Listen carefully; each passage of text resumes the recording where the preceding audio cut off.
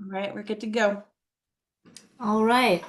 Well, good evening, everyone, and thanks for tuning in. I'm Rebecca Rubin, a Wild Virginia board member, a longtime conservationist, and a resident of Virginia.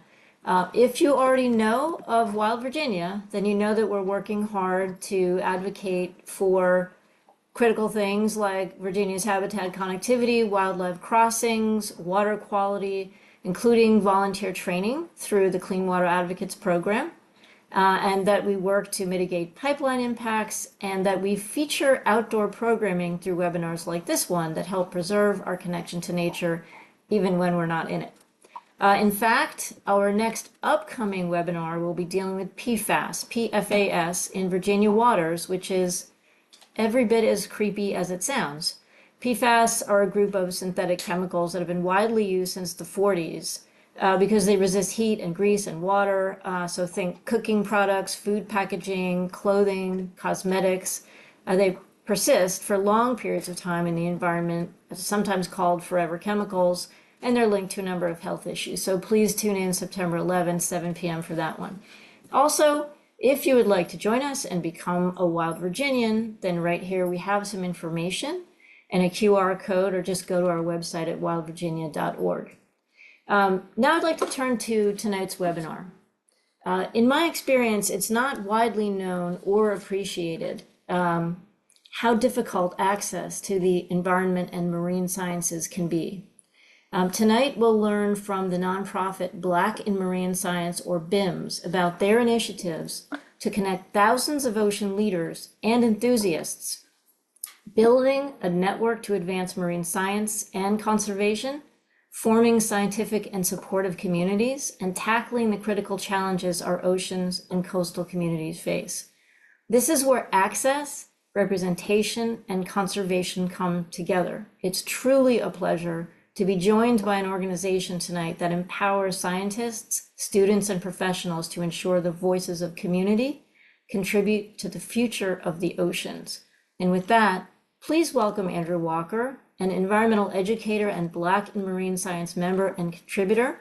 Andrew's living and working in Baltimore, Maryland, where he leads lessons and facilitates outdoor experiences for students of all ages and coordinates multiple programs for the National Aquarium. Andrew, thank you, and over to you.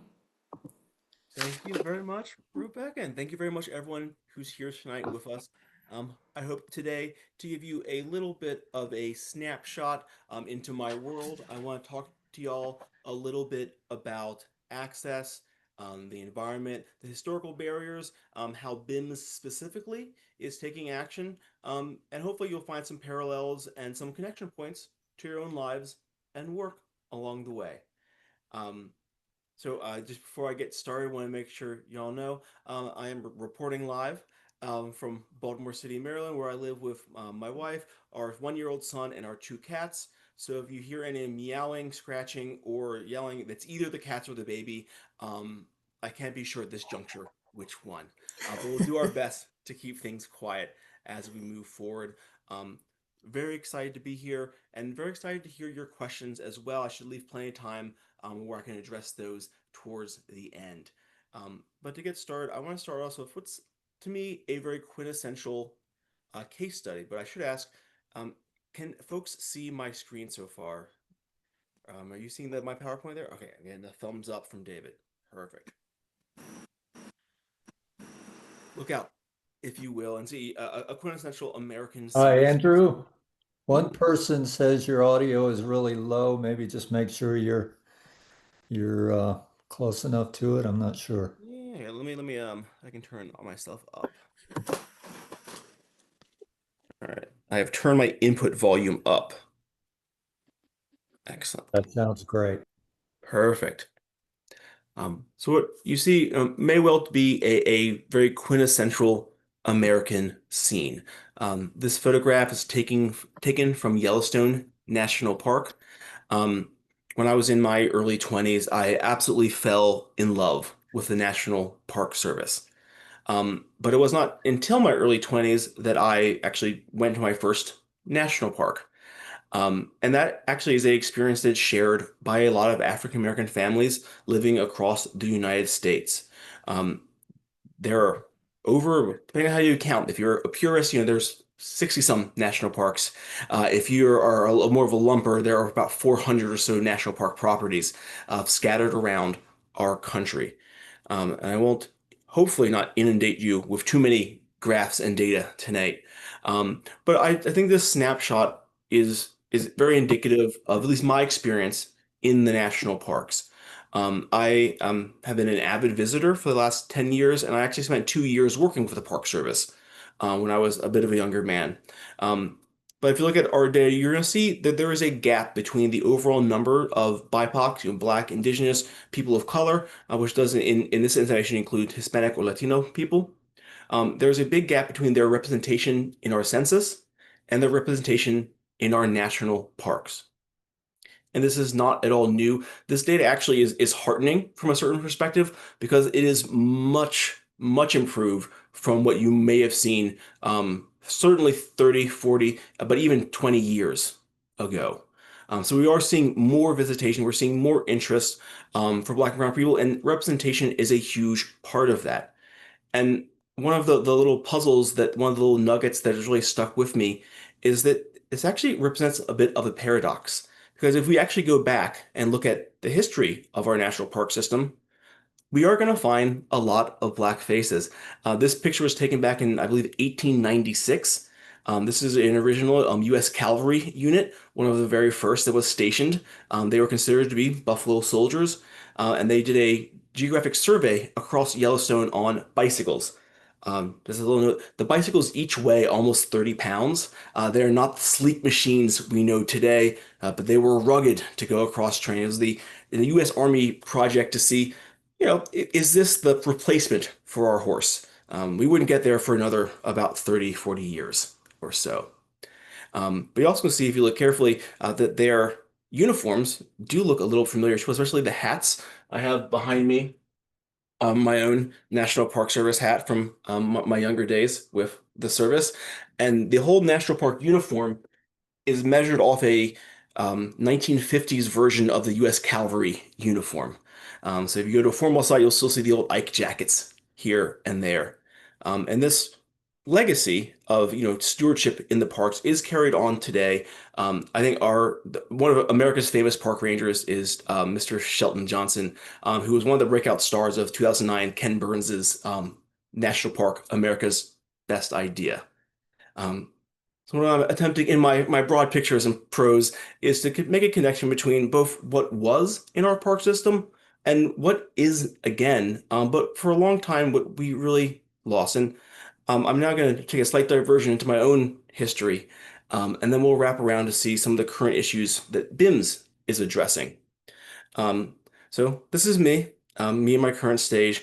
Don't worry about reading the text. It's the same stuff that would have been in the Eventbrite a little while ago. So you've already read it, most likely. But that's me on my map of the Chesapeake Bay.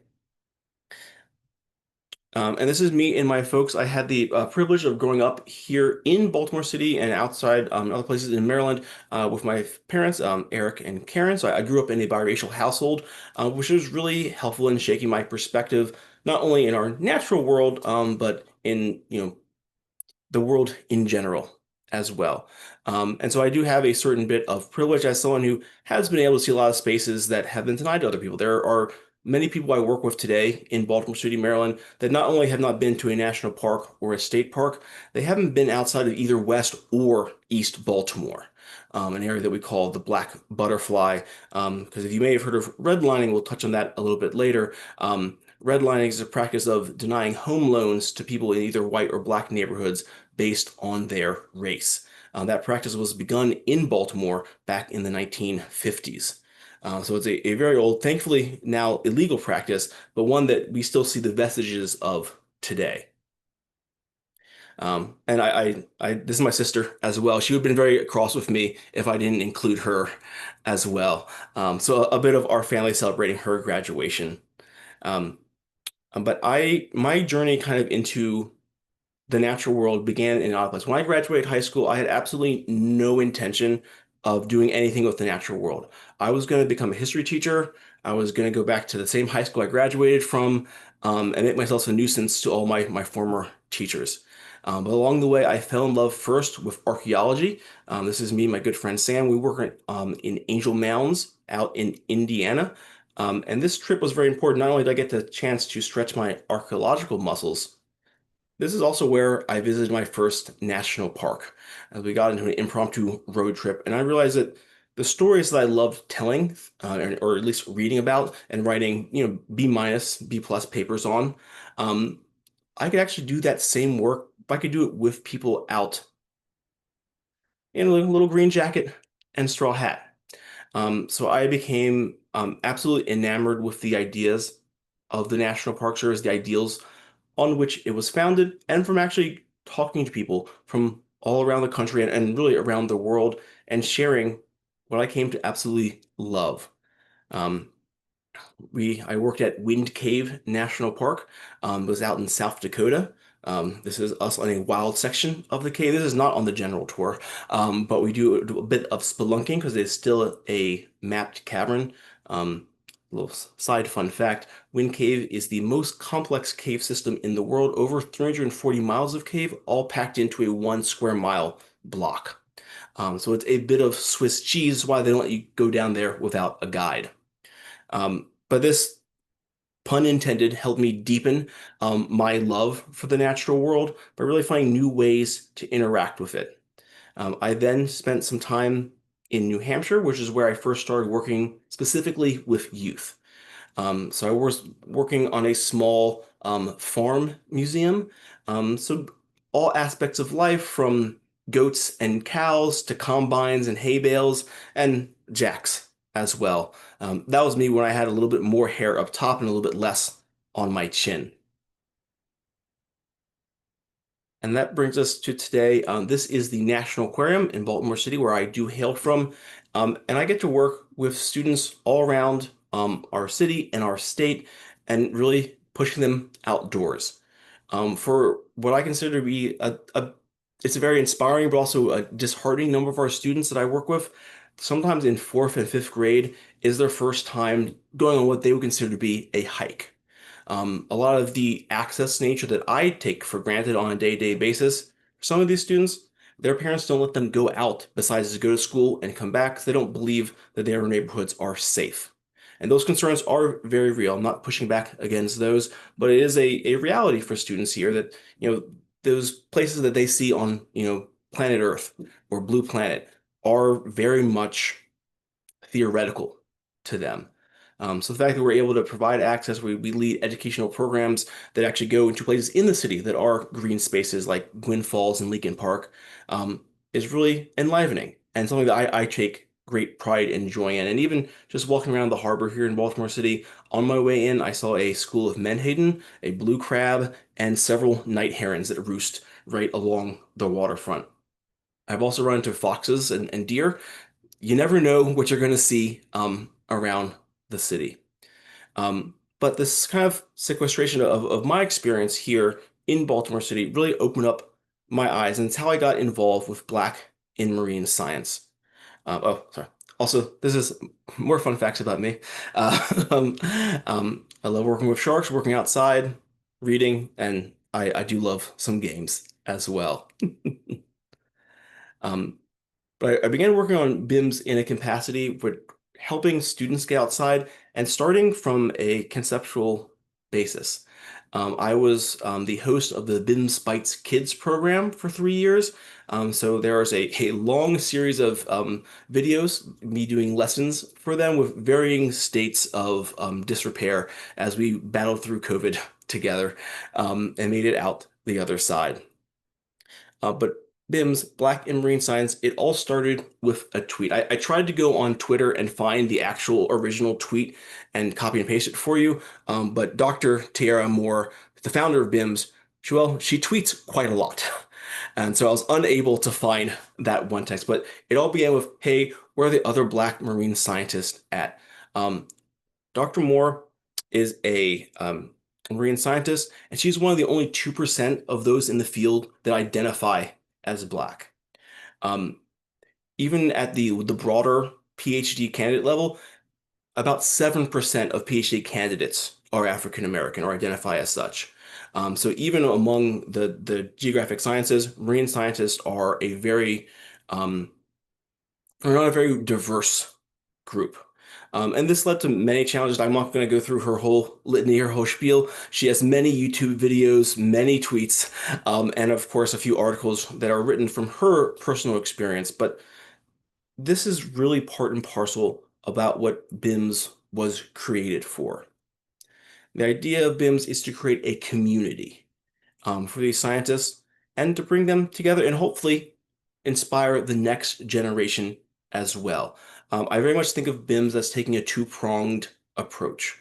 We're going to unite, inspire, and help our current PhD candidates, our current research fellows, um, all the folks who are working in marine science, and that is a very inclusive field, whether you are working with fish or water currents or kelp or coral, or in Dr. Moore's case, she began to work with just eDNA.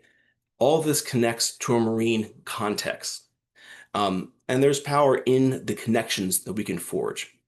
And on the other hand is where I do most of my work, which is more on the side of student engagement. Um, I want to inspire you. I want to challenge you. I want to show you something really cool on one of my videos that's going to make you want to go out and see for yourself. This is the famed Dr. Moore, our founder and CEO. And BIMS, yeah, I'll talk through it, so you don't have to read it all. It's all I know is small text. But BIMS started as just a tweet that led to a full week of online networking and sharing that became an actual 501c3 organization that back in about 2023, 2024 was able to pull in grants that were able to put over $1 million into Black communities around the United States and the world and fund many, many professionals going to professional conferences. The four main linchpins of our issues are skill gaps. And now this is more on another font of Dr. Moore's research, which is actually working with communities. Um, Dave was telling me about some of the really cool work that Wild Virginia is able to do with communities and helping to empower and inspire advocates around your state, as very much the work that BIMS is engaged in as well. Whether it is a recent environmental issue that folks need skills to address, or helping create pathways for futures in those communities as we have a very, very dynamically changing planet today. We also are going out and doing research that is both driven by academic and community concerns. That means we don't the research funding for BIMS doesn't always go to scientists that are working on, Harvard level programs. We've also worked with many community initiatives as well, and making sure those get the same rigor and same promotion as some more traditionally funded initiatives would. We're also making sure we can lift up some of our individuals who are talented in the marine scientists, but might feel very isolated. There's many folks, even on the current board of BIMS, so far that original founding tweet response that became a whole week of programming, that were considered walking away from the field because it just felt too isolating. Um, if you ever work somewhere, especially, if you're an academic, you might be working all the way across the country in a totally different context than you were raised in, that you lived in for most of your life up until that point. It can be extremely isolating. That's where that community and support comes in, both as professional units and as just a American community. We will fail if we are separated and segregated. We need to come together in order to solve an absolute ocean of challenges, but the possibilities are absolutely just as great. Now, I do want to go through a few of our main programs. There's one of our big conferences working with our BIMS and BIMS ensemble. I'm going to skip the mission for now. You can read that on the website if you want. I want to go through these four programs. The BIMS Immersive Program, or BIP. Let's hop right to it. This is a program that helps our marine scientists or career transitionals.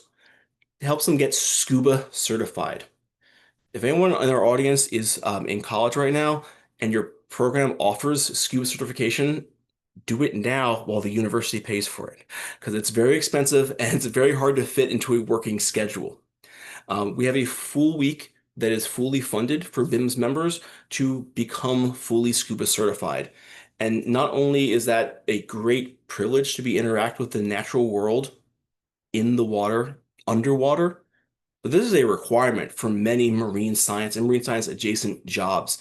Even where I work in the National Aquarium, the dive program takes up a lot of space moving in and out of our exhibits and keeping the animals safe and healthy. This is absolutely essential if you want to be out on a marine service vessel, if you want to work with NOAA plying the ocean deep. These are extremely valuable skills. I always think of this as a companion program, BIM Swims. Um, Across the United States, they're about 50%, a little lower than 50%, but over 40% of children under the age of 12 cannot swim. And those numbers are much higher in BIPOC communities.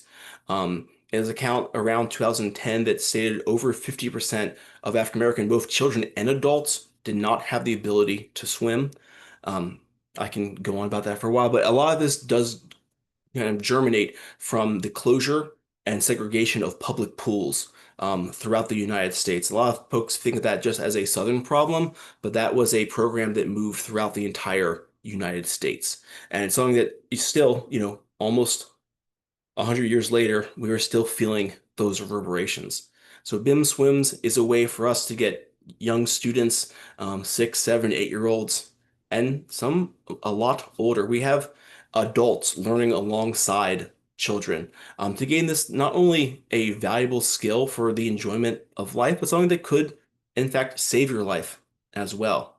Um, I am of the persuasion, especially that people will only fight for things that they love, and they will only love things that they know and can care about. And if you go your whole life only able to go, knee deep into the water for fear of what's going to happen with you, you're not going to care a lot about that ocean environment or that lake or that river outside your home. So this integral connection with 70% of our planet's surface can make a huge difference, not just in the lives of individuals participating, but also for the folks who are going to be willing to work for our planet. Tidal Wave is one of our other programs. This one serves specifically our professionals. This is, sorry, I forget what conference it is, but this is at an academic conference that brought together over 50 members of the BIMS community. Not only do we provide over like the only $60,000 invested, that requires, or that includes, I should say, transportation to conferences. That includes professional networking sessions. It includes coaching on how to get the most out of this experience.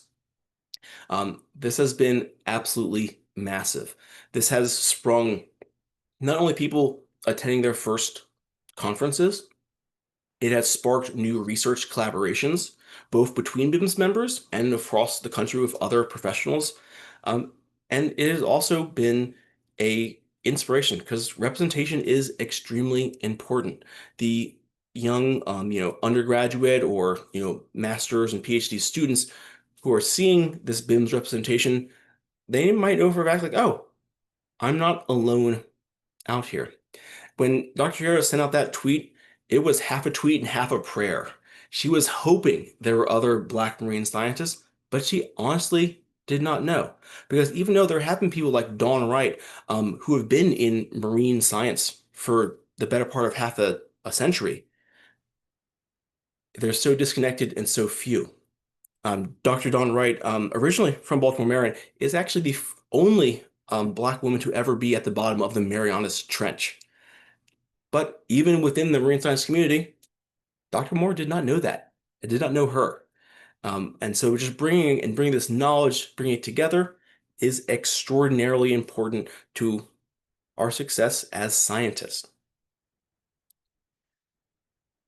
And BIMS TV, and if you Google Black and Marine Science on YouTube, you will see pictures of me at varying stages of my editing journey.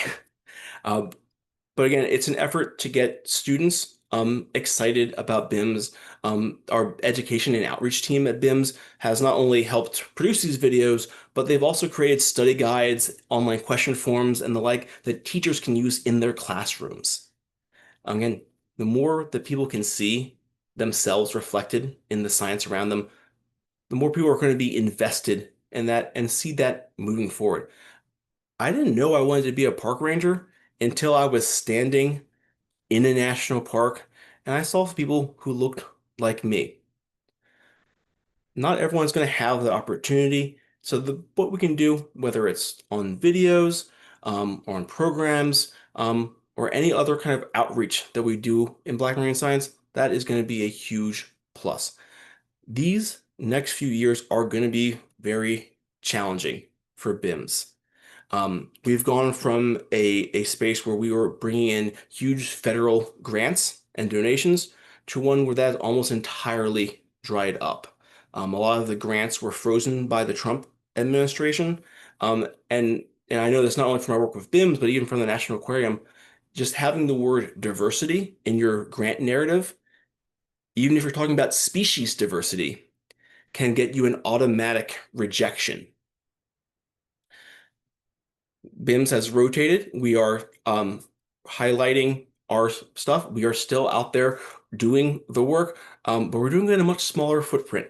And I mean footprint literally because we were very close to, and what one of our long-term goals as an organization is to have a dedicated physical research space that different doctors and researchers can rotate through. So our memberships and donations are huge, and it is a worldwide community. All of these dots are places that there are BIMs, and not all of them are I say are scientists in the traditional sense. I myself, I'm a what I like to call a science communicator. I'm an environmental educator, but I love telling the stories of our ocean planet.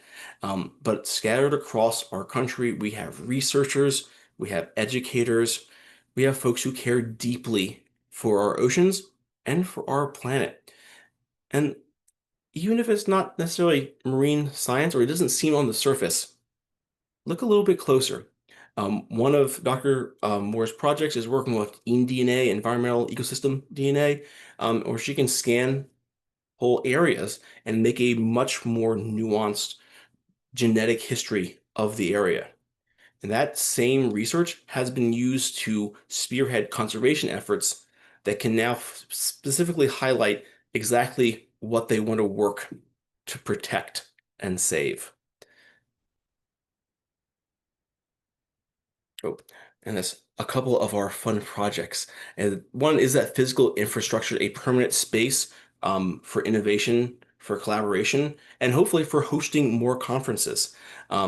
BIMS has been a great space for networking, and we're hoping that it will continue to be so in a physical sense as well as a virtual one. Um, BIMS also has been funding and hopefully continue to fund research from its membership and provide a place where that training can take place. Um, I first will continue to be on the ground working with K to 12 students. Um, I have seen research that shows as early as middle school, if a student is not inspired and engaged in their science curriculum, that opportunity may already have passed. So when I'm working with my third, my fourth, my fifth grade students, just a little seed of inspiration that can grow into something larger is so, so important to making sure that the next generation is going to be as avidly exploring our oceans as they are the skies above. Um, if you or someone you know wants to be a BIMS member, feel free to scan. There's also other ways to join or to donate to interact with the BIMS community. As we are scattered all across our country, no matter where you are, you do have a BIM affiliate somewhere nearby, as long as you're near the water. I'm not sure what our members in Denver are doing, but they're doing it. Another project. They actually just got off the ground. They actually the screen or initial screening for our newest documentary, Harm in the Water, was released 2 days ago at the Essence Film Festival, where it won. Like, I don't know if it's Best Picture, but it was selected as the winner of the festival. And this delves into the issues of water pollution that are affecting a community along the Mississippi River.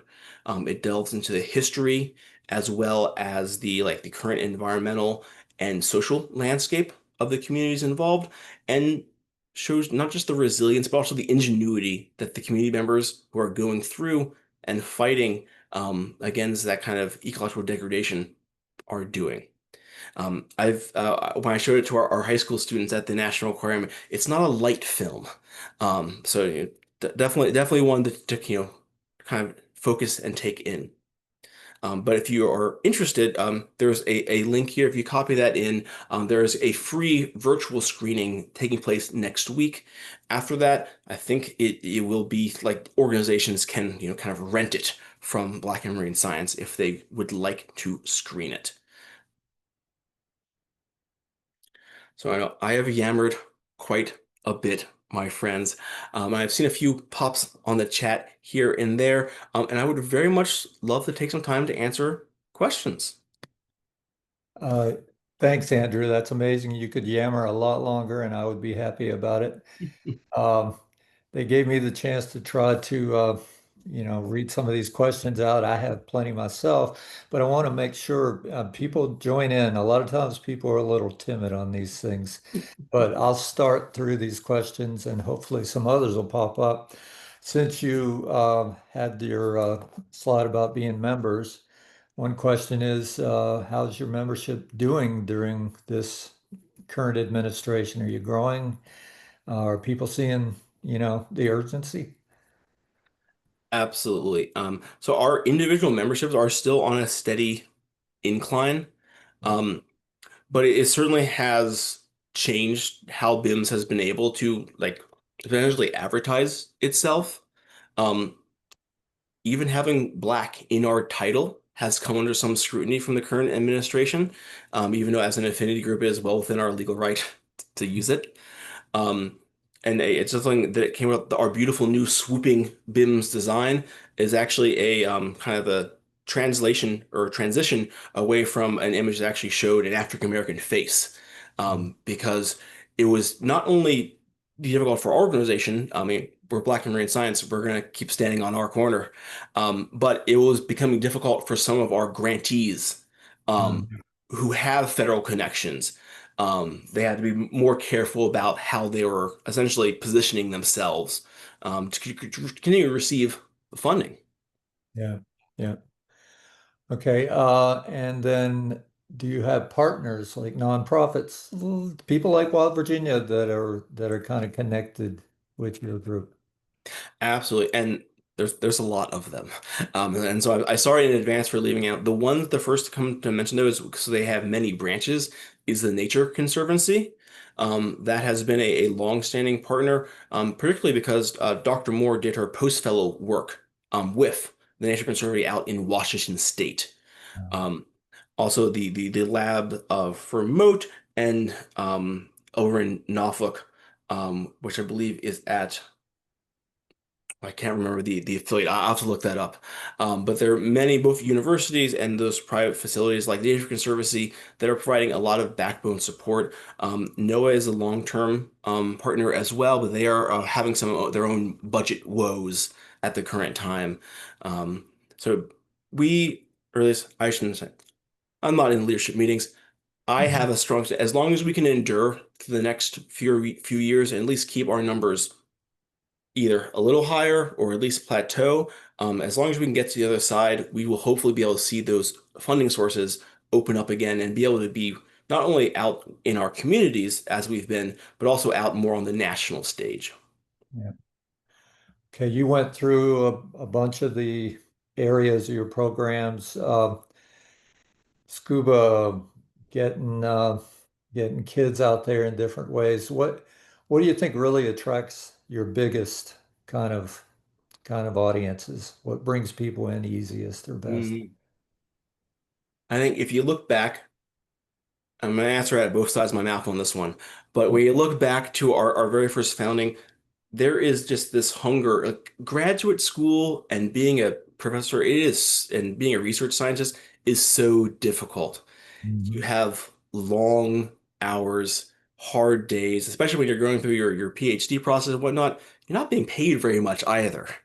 Right. As someone who is a science communicator, I get very romantic about, like, oh, Mercury, like, laboring over her, chemistry set for many long nights, but it's long and very difficult work. So there was this hunger for the sense of community that BIMS Mhm. was able to provide, which has been, I think, like really if there's one thing that BIMS could do to bring those groups together, would be enough. Yeah. Um, and at the other wing, virtually, we have seen a ton of engagement from kids, Yeah. K to 12 students who, especially they really resonate with seeing faces who look a lot more like them, than their teachers do, than other adults in their lives, and to have someone who they can be safely nerdy Mhm. is an invaluable resource for all students. Because there's so much pressure in today's society for kids to seem cool, to say the right thing, to really just to have a place where you know that everyone's just as excited about that one fish that you are, Mhm. really is a kind of incalculable tiny good in somebody's life. I'm using my prerogative to throw in some of my ideas here.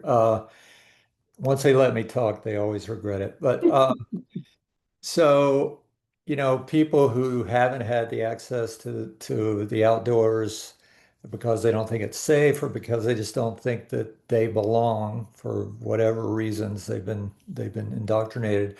Seems to me, in my experience, another thing is that people can see science or certain disciplines as also outside of their realm. Can you talk a little bit about that? And as an add-on to that, I guess I always want to ask people, what do you see as science? What is a scientist? Does it have to be somebody who is in detailed graduate study, or is it like I grew up, you go out and you splash around and you look for crayfish? So that's kind of a complex question, but you can hit it any way you want. No, that's perfect. The question of what it means to be a scientist has something that has dogged the field since it was, first differentiated from philosophy some 2000 or so years ago.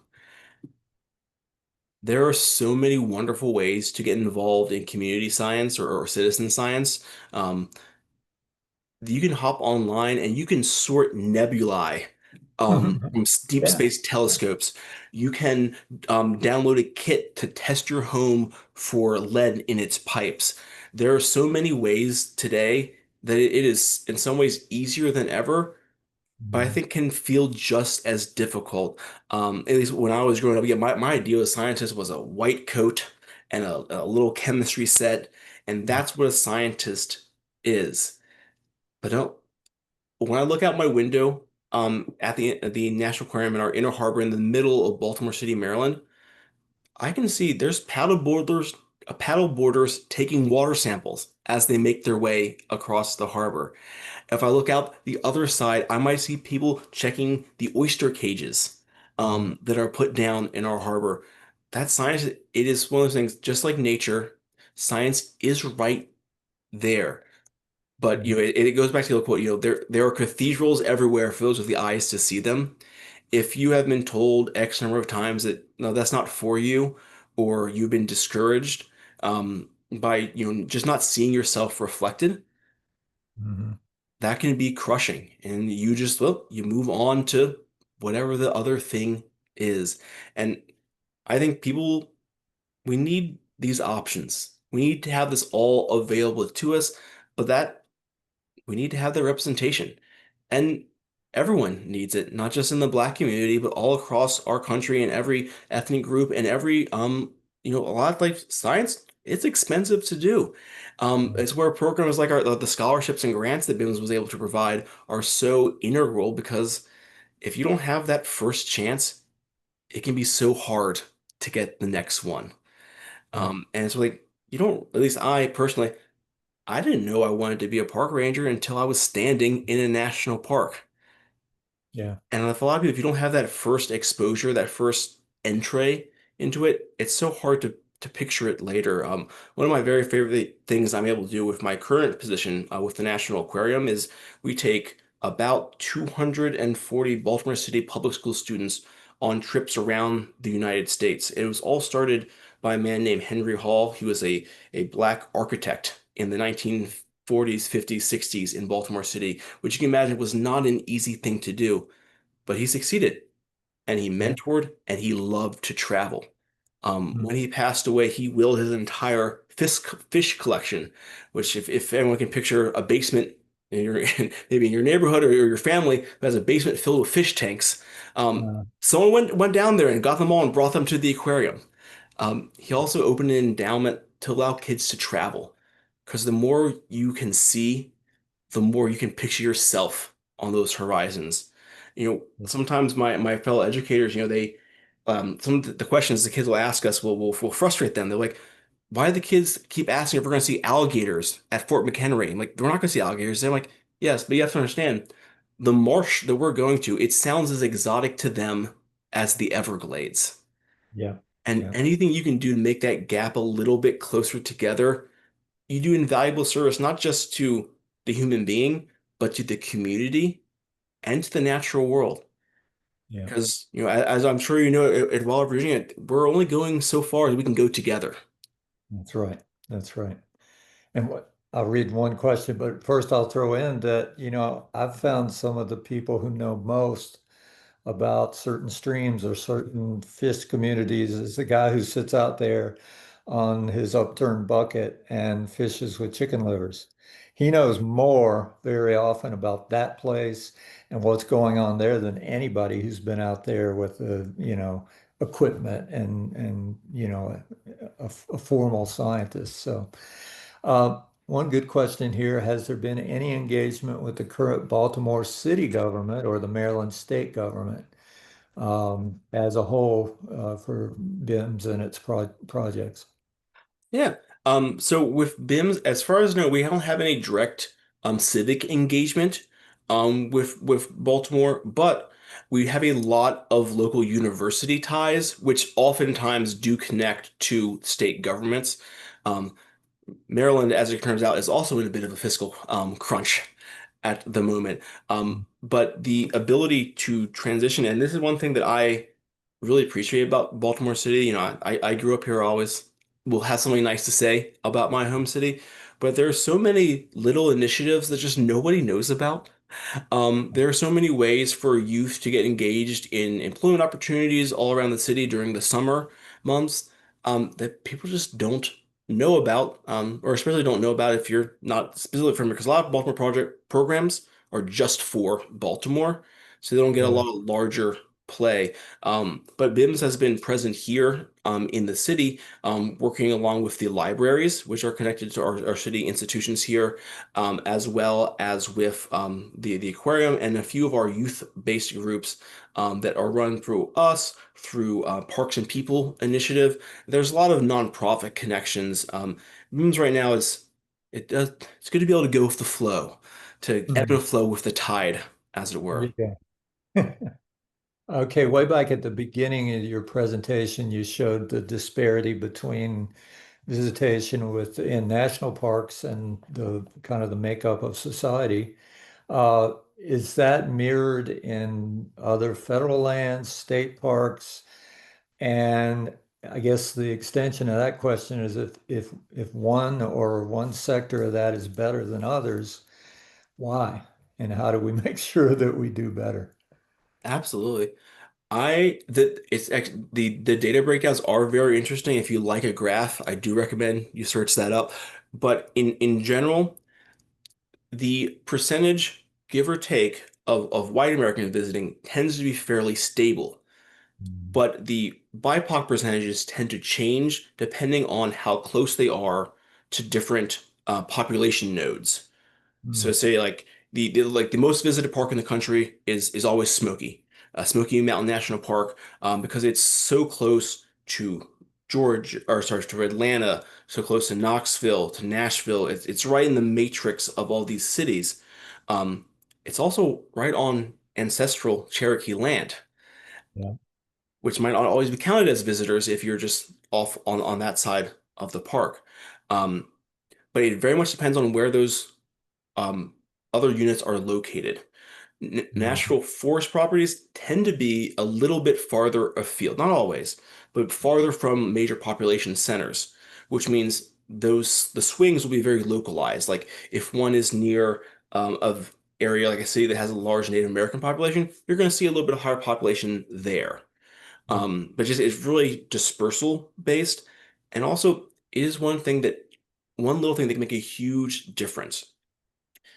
There are different kind of gear share operations that you'll find locally, and that can be so huge. On like the list of the four biggest barrier listed by people who respond to these surveys: transportation, feeling comfortable, what am I actually going to do if I get there, and Yeah. then I don't have the stuff to do it. Mhm. A good pair of shoes makes a world of difference if you're going to go for a hike. I see it every day with the fourth graders. If they wore their like really nice white tennis shoes that aren't actually good for going outside, one, they're gonna be mad that they're dirty, and also their feet are gonna hurt. But if you Yeah. have a good pair of supportive boots, you have a more positive experience. You have a more positive experience, you're gonna go home and tell your parents about it. And then Yeah. maybe they'll bring you back again. And then maybe they'll tell, people in their network about their positive experience outdoors. There's great organizations, Afro Outdoors and Latinos Outdoors, that do some really cool work, not only like to actually organize events in different areas around the country, because it can be very isolating. If you've never been to a national park before, you don't know what you're going to experience. It can be a very weird experience, a very isolating one. But if you're going with a group, it makes it a lot more approachable, a lot more accessible, and there's also the ability then to share gear as well from trusted partners. Mhm. Okay, we've got something here. Maybe this person's in the UK, but is talking about the fact that some of the same problems are happening in the UK. I don't, not sure there's a question here, but essentially, I guess the message is that we're not the only ones facing some of these difficulties. The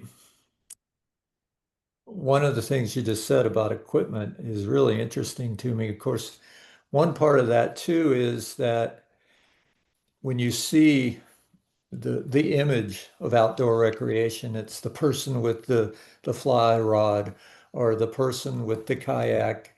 And I'll be honest, a lot of people I grew up not thinking about having access to those things either. And I think if you think that that's the only way you can be in the outdoors, that you can participate, is to have a bunch of expensive equipment, and that's going to be a turnoff for a lot of people too. And again, I don't know if that's a question, but if you want to comment on it, you're Yeah, absolutely. I find like national parks are in my conceptualization of that's where people go to vacation. You yeah, might go once a year if quite fortunate.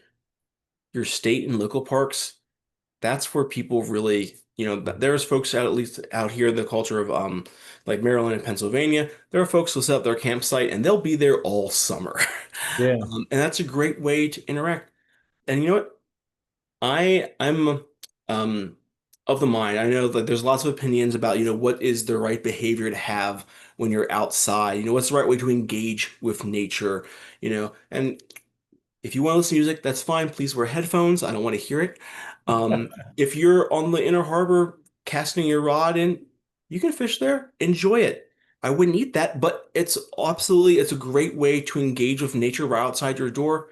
Hey, if you're one of the groups of 30 people walking around my neighborhood playing Pokemon Go every Saturday, you know what? You're outside, you're walking, you're enjoying our city and its green spaces. yeah, Go for it. yeah, I think as folks who are fairly experienced in the outdoors, we can have a little bit of snobbery about the way that people engage. But if people are out there, that's what we want them to see. Do I want to find somewhere even farther away so I can be a little bit alone? Absolutely, I do. But I want you to be there just a little bit to the side. Well, sometimes you edge out a little bit at a time. You don't head to Yosemite the first time. Maybe you go to your local park or whatever. Um, okay. Well, anybody else want to stick some questions in there? Is there anything else you wanted to kind of say that you haven't said to wrap up? Yeah, I'm seeing the point about the UK visiting national parks and countrysides, and the UK has a beautiful history of the right of way laws. Able to walk through um basically farmland to explore it. But again, power doesn't have a color. Power has a way of being, and there are so many barriers that we put in people's way from experiencing the outside. Mhm. Um, and truly, a little bit goes a long way. Whether you're taking, a niece or nephew or a grandchild, and you know, you don't gotta take them to Yosemite. Just experience a little bit of nature nearby. I am a absolute sucker for the junior park rangers. I think if you're an adult, you should do junior park ranger guides to make sure you're paying as much attention as the fourth graders out there. Um, there is so much around us, whether you live in the country, the city, or somewhere in between. There's something fluttering or crawling by that's calling your name. So I think, get out there, enjoy our world, ask questions. We live in a great digital age, and now it's time to make it work for us. Get on your iNaturalist app, take pictures of that weird thing you see, because if you're looking it up, you're going to care just a little bit more about it later. And the more people who care, or the more people we can count on when we have those ecological crises, when the pipeline comes by and we need to get together, the more people who have their toes in the grass now, or the more people who are going to have boots on the ground later. That's right. Well, I always have to put in a little plug for Wild Virginia. A huge plug for BIMS and so much gratitude for you being here. And so everybody knows, maybe Kylie would say this anyway, but we will send a follow-up email. Everybody who registered, whether they were able to make it tonight or not, will get a follow-up.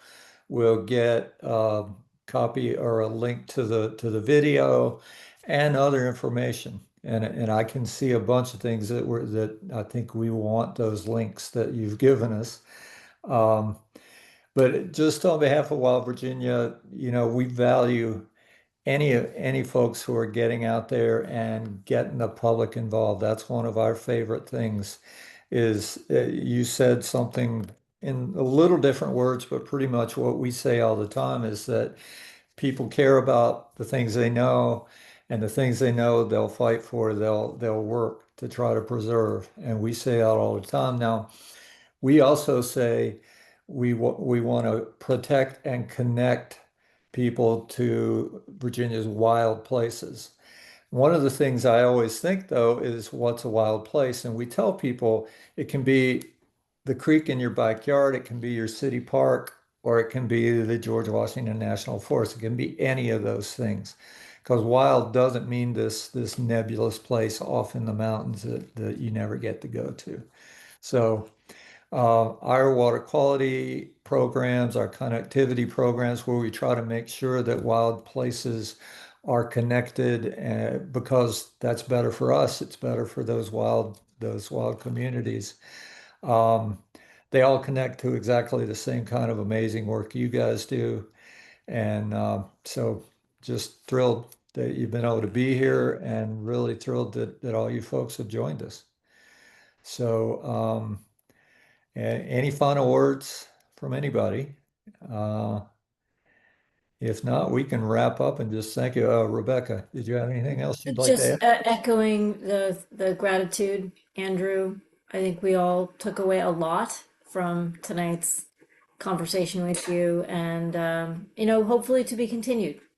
Yeah, Absolutely. Thank you very much for having me. It's always great to talk to more people who are inspired by our natural world.